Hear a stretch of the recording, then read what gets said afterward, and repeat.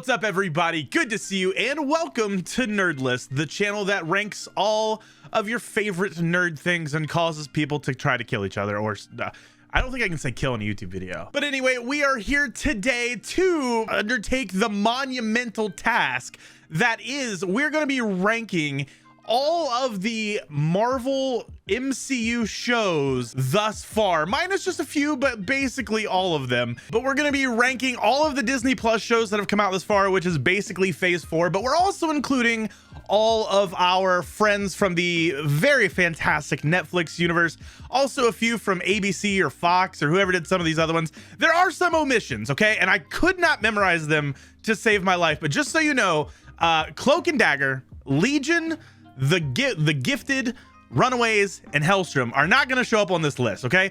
Everything else that's like Marvel and MCU related, or maybe Marvel ones, that's all going to be here, but those shows are not going to. And today, the point of the list, the criteria that I'm basing this on, is what I just call quality in this, scenario, where it's not necessarily like, the cinematography or the CGI or whatever, but it could be, how it looks, how it feels, the overall importance to the larger Marvel Cinematic Universe or whatever, those kinds of things. They're not like rewatchability and all this kind of stuff. So just so you know, that's where we're landing with everything. And I could say like a million sentences to cover my butt. I already know that this is gonna go over well with some people. So feel free to voice your opinion respectfully down in the comments. Before you do any of that, hit the subscribe button and leave a thumbs up on the video. But without further ado, let's rank some MCU shows.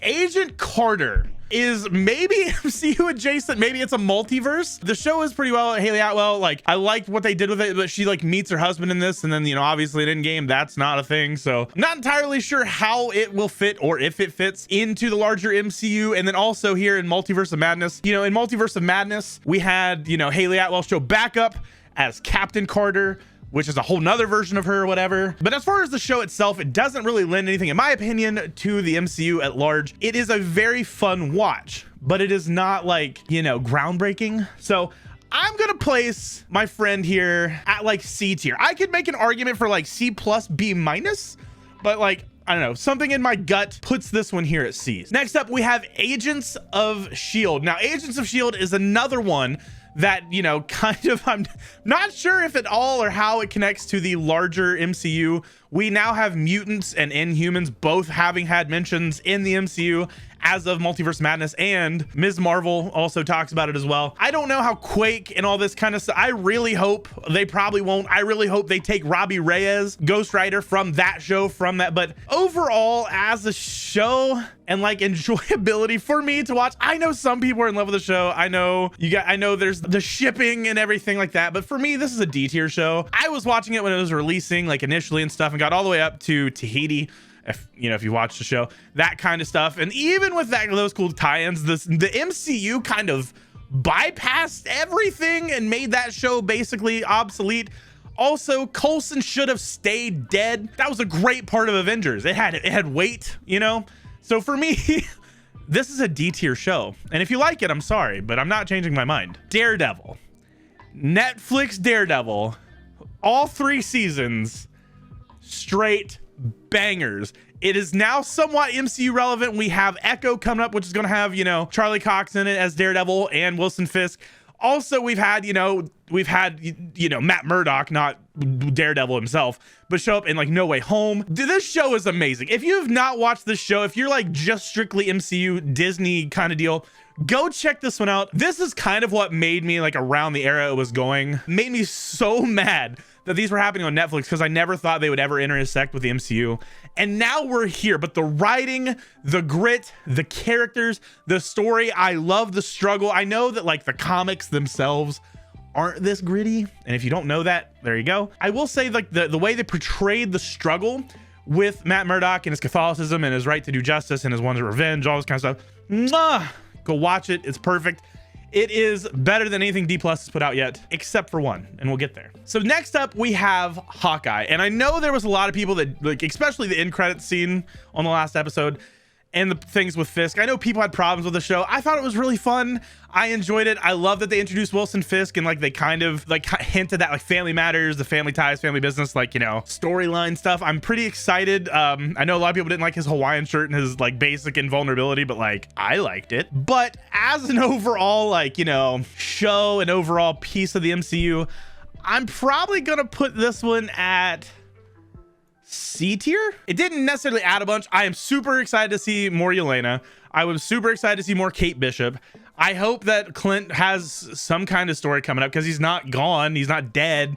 Nothing like that. So I'm hoping we get a little bit more of my boy. But it was fun. But again, it didn't really, that's where it stopped. It was just fun. And fun is A-okay. But it didn't really add more to the MCU. The Inhumans was almost not included in this list, except that Black Bolt was in Multiverse of Madness. And it was the same actor who I always Anton or Anston. I forget how to say his name, but he was the same one that played him in the show. All that being said, just go watch a clip of this. Like, to get everything you need to know, just look up like the Inhumans show clip. It's really bad. CUG, really bad. The acting, it's really bad. It's just like the comics, okay? Marvel created the Inhumans to try to replace like X-Men and get past all this mutant stuff or whatever. And people really didn't love it then either because it wasn't super great. And guess what? It still wasn't. So this is going to be in the F tier. This is don't watch at all costs. Just don't do it. Okay. I will save you time and tell you don't need to see this. Even if they continue to use Black Bolt or they reintroduce Inhumans, which I don't think they're going to do, don't watch this. It's not worth your time. And I hate that this is back to back with this show because next up we have Iron Fist. And as much as love as I just spread on the Netflix in the Marvel universe thing, the best part about this show was there was a team up between Luke Cage and Iron Fist. And so you got a mini Heroes for Hire, even though it wasn't that. And then Colleen Wing. Colleen Wing deserves to, if the MCU wants to do Iron Fist, it should be Colleen Wing. That's all I'm saying. Like, I know that's not comic book relevant. Right now, it's not even Danny Rand. But I'm telling you, this show is also really bad. This one's an F tier for me. I don't think I would rewatch this unless I had to. Like, unless someone paid me or I love them dearly and they asked me to watch it, sure. But past that, no. This is an F tier. So Jessica Jones, the first season was really good in my opinion.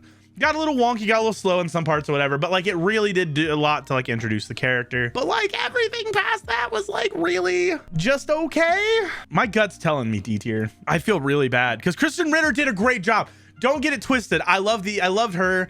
I love the acting. I love the characterization, but like the storylines, I don't know, man. They just weren't hitting. And at points I couldn't tell what kind of show they wanted to be. So this one, it wasn't Iron Fist, but it definitely wasn't like Daredevil, right? So for me, I could make an argument for C, but I'm putting it at B. And then I would say the king of the D+ shows, even though there's a character that I love more on this list, I'm going to put Loki at S tier.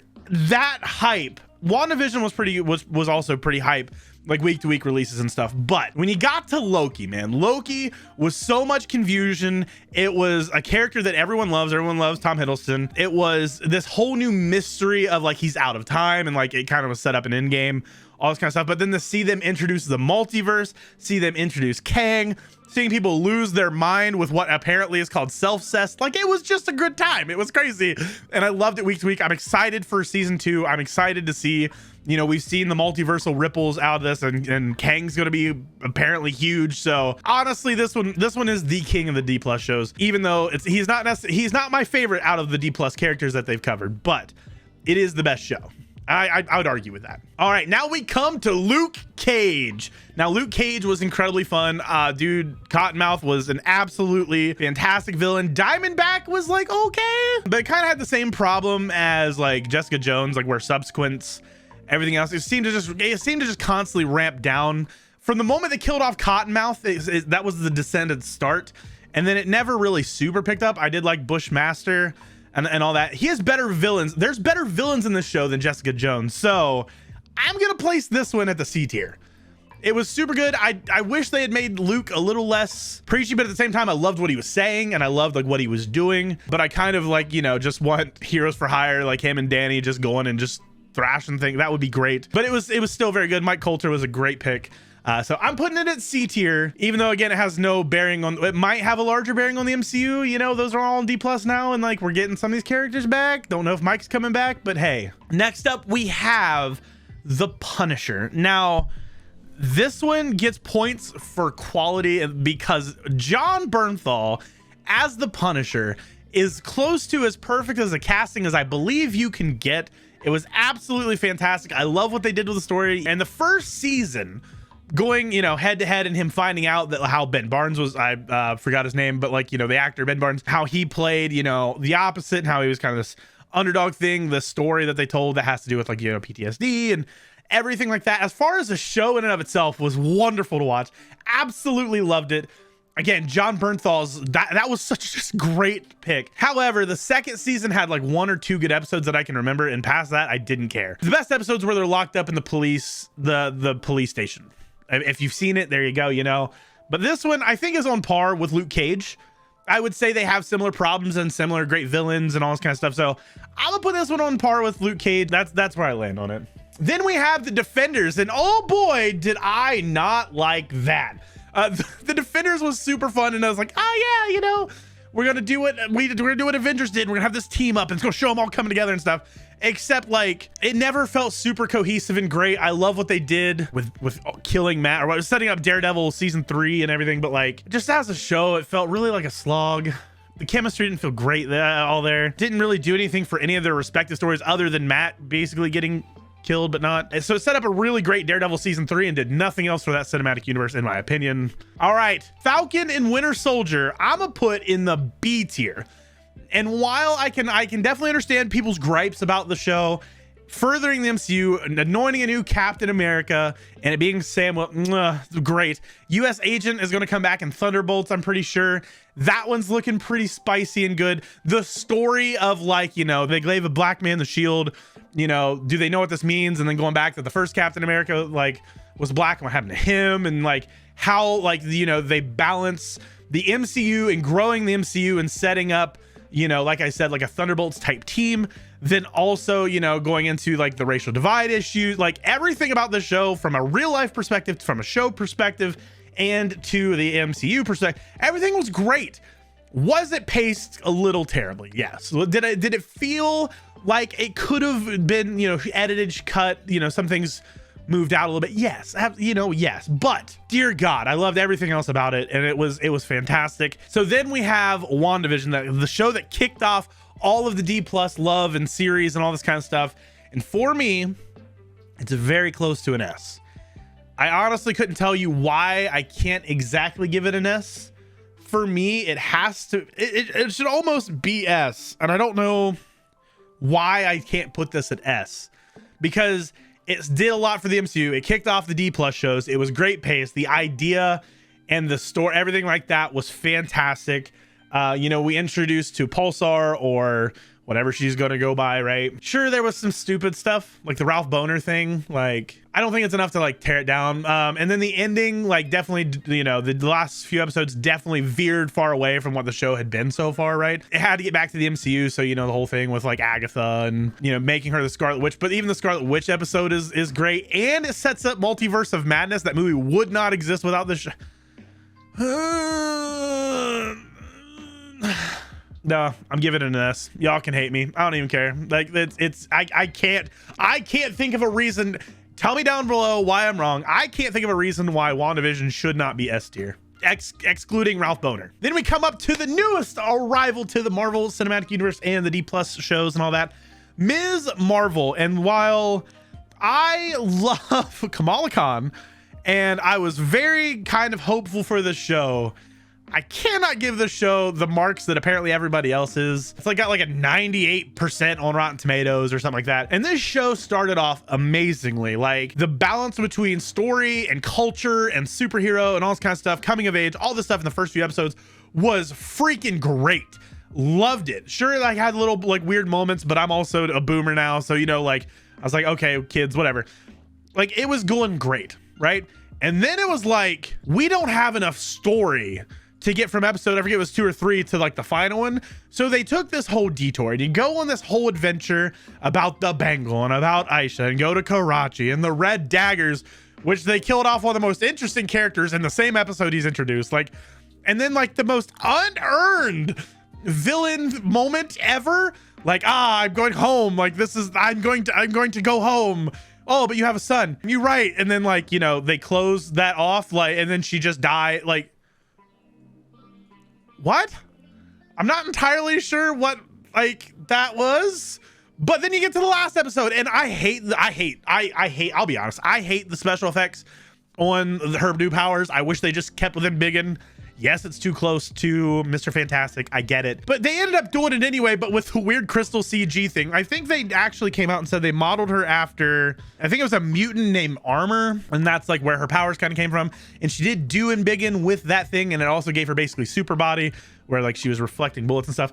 But like there was like episode, it was on a great roll. It hit worse than a slump. It dug itself its grave. Last episode did a wheelie out of the grave with a front flip and landed it pretty okay. The fact that it introduces mutants is a big freaking deal to me. And the fact that it goes, your cells are mutated. And then it's like that was great. Like, you know, that's anytime they use that tune, they did it Multiverse Menace. I love it. So all this being said, because of the highs of what it was, the lows felt really bad for me, but well, the highs what it was, I'm gonna put it at C. Okay, I know there's a lot of people that aren't gonna like that. I know that it's got great scores and stuff like that, but just like the middle of the show, there was 2 episodes in a row that I didn't care about. Like I just didn't like, the story stopped and went and did another story, which like I get it, it's her background, it's her, you know, it's what she does, and it's like how the bangle, the Trail of Stars, Chekhov's gun pays off, all this kind of stuff. But like it felt like 2 different stories. And I think as I've seen, I think if I looked, the directors in the first few episodes and then the last one was the same and then the middle was different or whatever, I don't know.